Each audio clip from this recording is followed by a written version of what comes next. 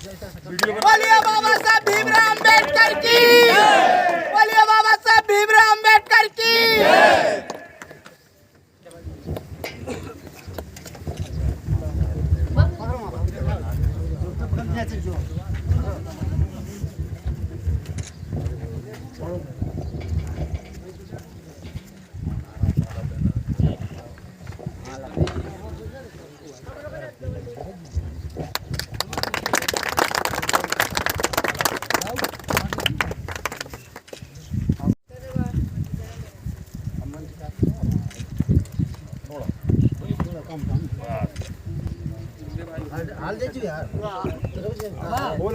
सब लोग पुष्प अर्पित करो, सब जने पुष्प, चलो पुष्प अर्पित करो सब जने। अब मैं वर्तमान प्रधान जी से अनुरोध करूंगा कि वो आए और अब जब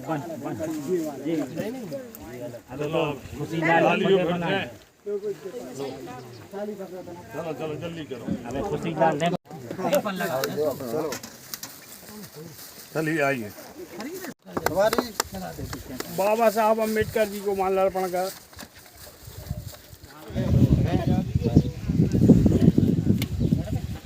उपस्थित आज डॉक्टर भीमराव अंबेडकर की जयंती के इस उपलक्ष्य पर हम सभी यहाँ एकत्रित हुए हैं। बेटा, हमारे यहाँ जहाँ अटल आवासीय विद्यालय है, जहाँ इंटर कॉलेज है, जहाँ भगवान रणछोड़ जी विराजमान है, एक बार जोरदार तालियां सभी के लिए। हमारे प्रधान धीरज यादव जी, आदरणीय हमारे बुजुर्ग श्री मदन मोहन अहरवार जी, आदरणीय हमारे रामेश्वर जी, भैया बात मत करो, आदरणीय हमारे नेताजी, आदरणीय हमारे नेताजी, यहाँ उपस्थित सभी समाज के लोगों के चरणों में अपने पिता आदरणीय मनोहर लाल मन्नू गोरी जी की ओर से और अपनी ओर से वंदन, अभिनंदन और स्वागत करता हूं। डॉक्टर भीमराव अंबेडकर का जो एक संघर्ष था,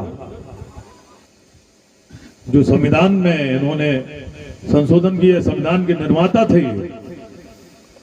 तो उन्होंने इस देश के लिए संविधान बनाने का काम किया। जब ड्राफ्टिंग कमेटी के लिए अध्यक्ष की बात हुई तो गांधी जी ने भी, नेहरू जी ने भी, सभी ने हमारे डॉक्टर भीमराव अंबेडकर का समर्थन किया था कि आपको इस राष्ट्र का संविधान बनाना है।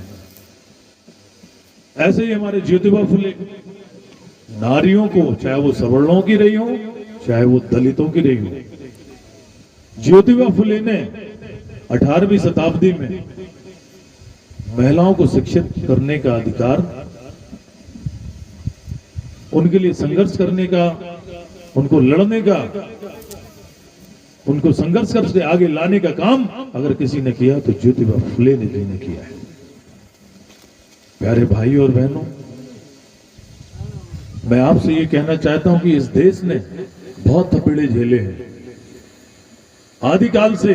इसका निर्माण आज इस भारत को आप देख रहे हैं, मोदी जी के युग में, योगी जी के युग में, आदरणीय मोदी जी ने इस देश को आगे ले जाने का काम किया है।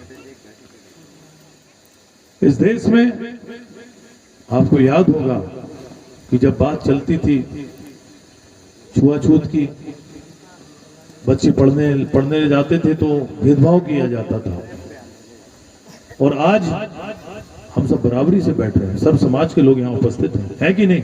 तो ये प्रक्रिया रही इस भारत की निरंतर चलने की, तो आज हम सब एक हैं तो सेफ हैं।